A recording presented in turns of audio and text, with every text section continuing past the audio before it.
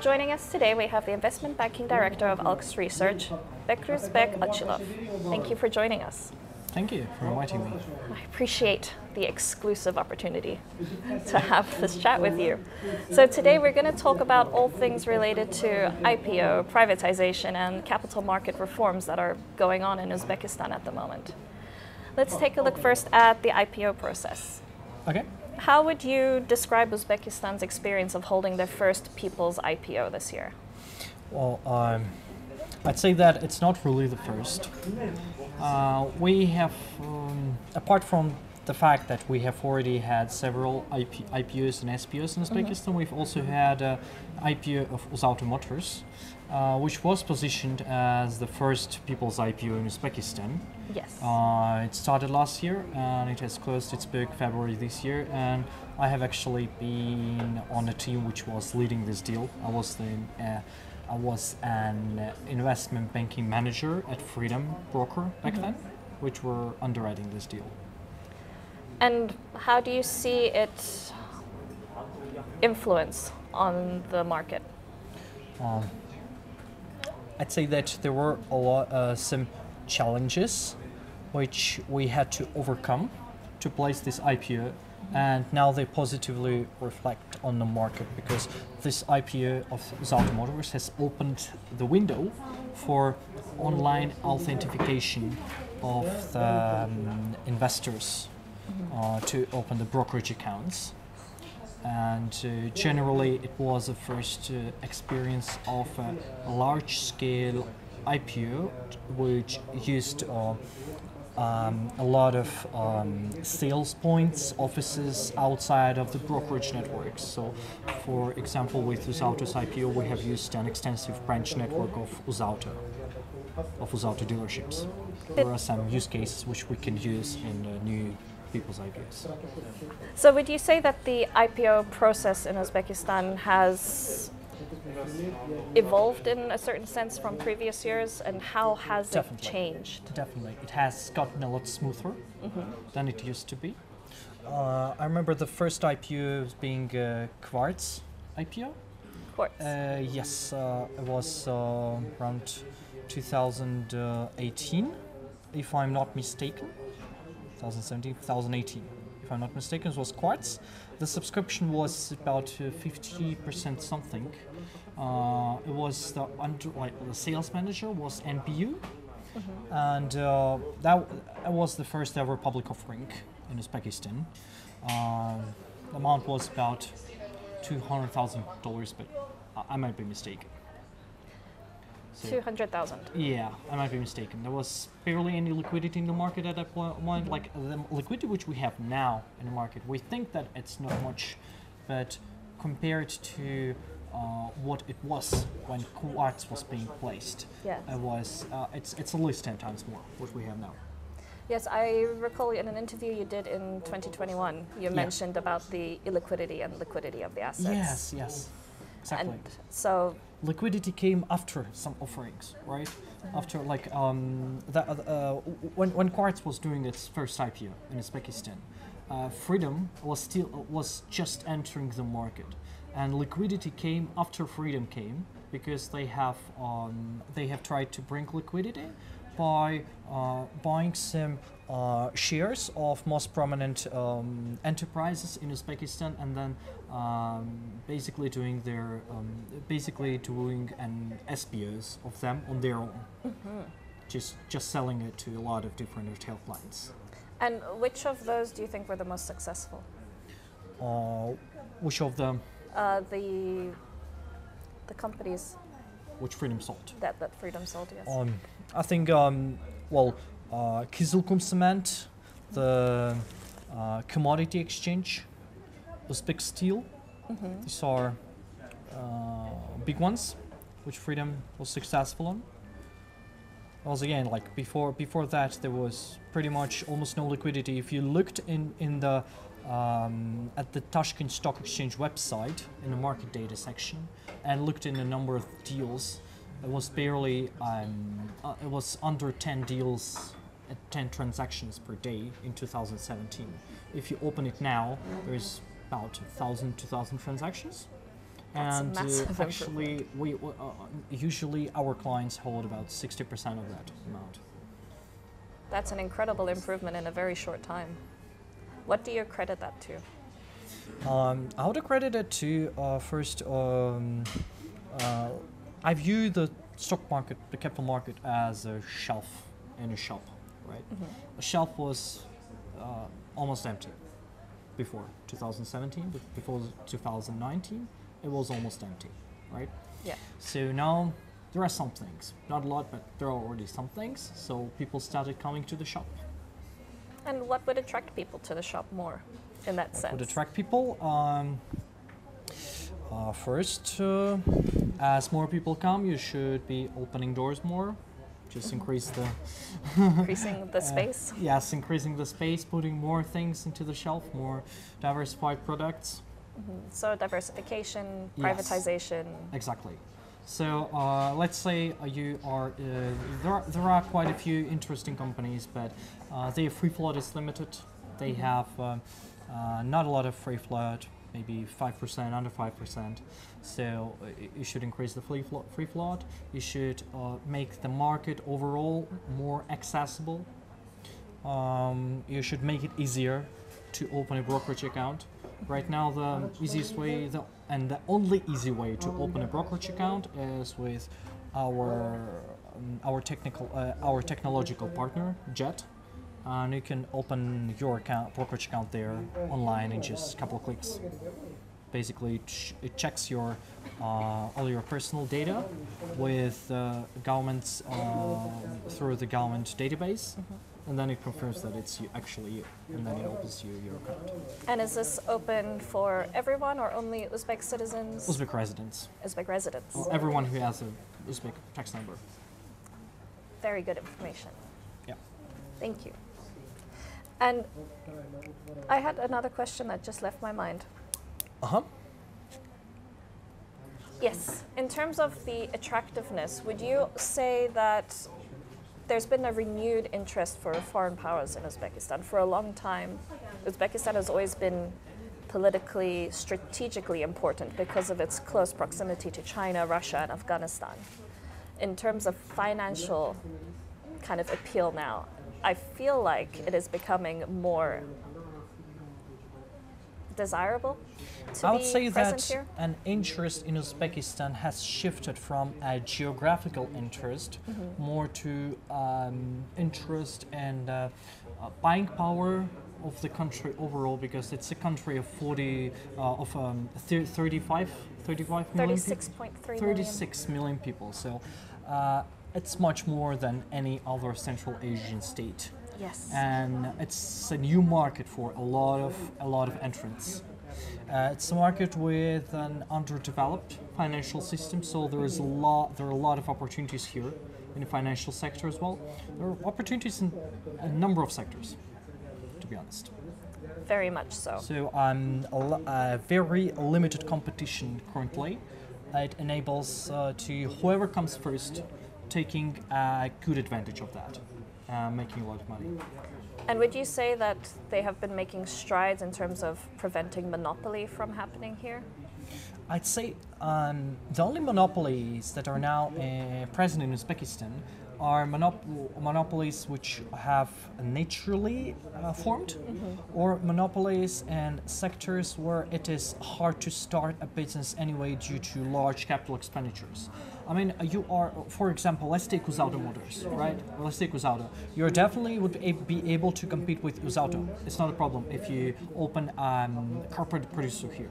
But you would need over $1 billion capital expenditures, which Uzauto has already done over the years. Yeah. So if you want to compete on their level field, you have to bring the amount of money which they have already invested in that. And that's a massive investment. That also Yes, exactly. brings me to the next one is, would it be possible for people in Uzbekistan to think of raising money through capital market instead of through bank loans in this sense? 'Cause Capital, right now, yeah, capital market is a very attractive tool and a very popular tool in a number of developed countries to attract money But even there, that's a tool which is only accessible to to companies which have already reached some point in their development where they can be desirable to outside investors. So it's not a VC level, it's not a venture level, right? It's a level where you already have profits or you're about to make profits. So it's not meant for small companies. Not for startups. Yeah, definitely not for startups. So capital market would be inaccessible for SMEs in Uzbekistan for quite a few years. Let's say that. But big companies like Korzinka? big companies like Makro, like Akfa. Government companies like Uzbek Steel is already pretty active in the capital markets. They can use that to raise money through equity, through bonds. Government is actively raising money on capital markets through government bonds. And that actually takes us to the next one: is what is the experience of the government in issuing bonds in recent years? It has been very active, and in fact that it only started recently, but it's already ahead of a number of countries and some things like we all know about the Eurobonds that Republic of Uzbekistan has issued some. A lot of government companies have issued some Eurobonds. The rates have been pretty attractive, and yet lower than what they would attract inside Uzbekistan. So it's both positive for investors and for the issuers. But they have also attracted SDG bonds, and they were one of the first countries to do so.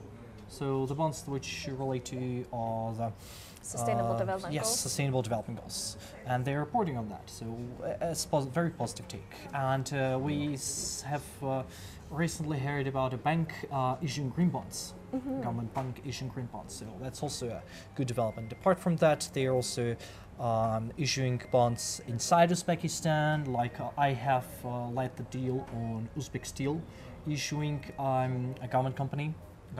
Mostly government-owned company, issuing corporate bonds here at the local Tashkent Stock Exchange, and we have had above 950% subscription for these bonds. Oh wow! And the government bonds are getting placed every year, and liquidity is pretty good on those, and you can attract money additionally if you put them as if you use them as collateral. So it's overall a very positive. Yeah, government securities market is developing in a very good pace. So all positive outlooks so far. Yeah. And this also brings me into terms of like the FDI inflows. How do you think China's interest in Uzbekistan is getting the rest of the world engaged here? Well, we have seen China building quite a few factories in Uzbekistan, and there are a lot of untapped opportunities in the sectors which China is looking at. China is looking at sectors which were normally some government companies are already present, but for some reasons are not able to access all of these opportunities. Yeah. So it's quite positive, I'd say. And China, of course, they have the capital and the means to do all of that. They have capital, they have the means. Sorry, very good. And the knowledge. Yeah, of course. And I also noticed that you worked previously on the railroad IPO. We are consulting on an IPO of the railway logistics company, Ustam Rail Container. Do they have anything with regards to the Trans-Afghan Railway that has recently been I haven't really heard about that. discussed? For me, I'm interested in this because I've done a lot of research on the Belt Road Initiative and how it's impacting Central Asia. What I know is Uzbekistan has invested quite a lot into that network. Yeah. They have built the whole line till Mazar-e Sharif. And now the line is going to be extended all the way to Pakistan. Yes, yes. Finally. Opening up, of course, to new markets, making trade easier. Being a doubly landlocked country, it was very expensive to export previously. Yes. Hopefully this will make things a lot easier. I hope so too. And we'll probably cut this part out. I was just interested in it. Thanks. Where do you see most of the assets in Uzbekistan going towards? There have been some commentators saying that a lot of it is going towards Russia or Russian-owned companies. Assets Yeah. in Uzbekistan? I don't think so. I've seen quite a few assets going to a number of different funds, investment funds. I have also seen some Uzbek companies increasing completing their supply chain inside their holdings and privatizing basically the companies which stand higher in their supply chain to reduce their own business expenses. So I've seen a lot of cases, different cases. So they're keeping the supply chain localized.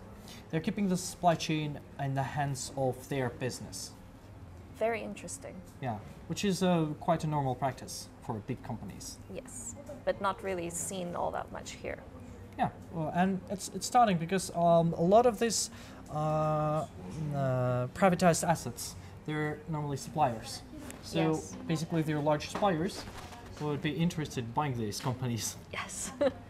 And it, again, it's also reducing risks for them, losing a large supplier. That's true.